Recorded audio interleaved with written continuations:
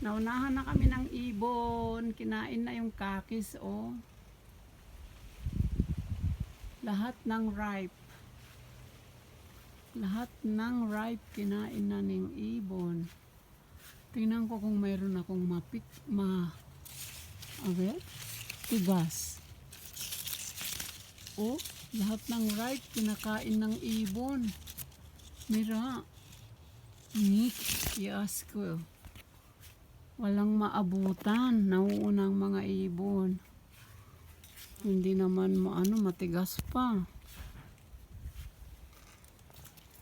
So sad. Lahat ng ripe kinakain ng mga ibon o tinutuka.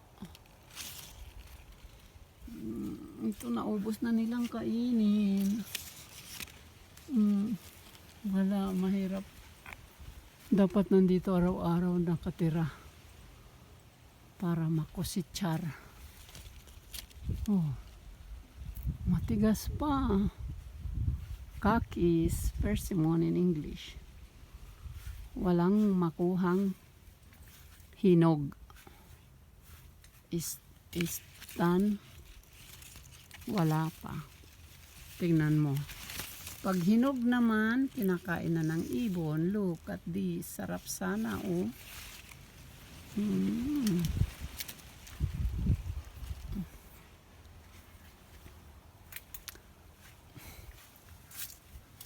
Walang makuhang hinog. Matitigas pa.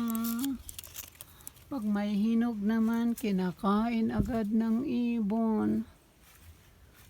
Dapat dito nakatira. Aber ito, baka kinain din ng ibon.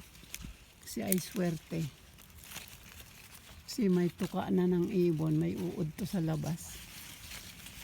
Pero matigas. Pero may uod na ito sa loob. Tinuka na. Ayun din. Ito rin, oh. Tinuka na ng ibon. Nauuna ang ibon bago mahinog. My God, my God. I love persimmon pa naman. Parang papaya ang lasa. May nalaglag.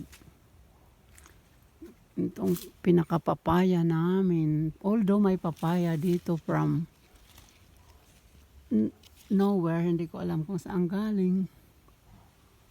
My God, my God. My God. Walang walang makusitsar na hinog. Yung sa taas, wala namang eskalera. Pero parang bulok din. Naunahan din ng ibon.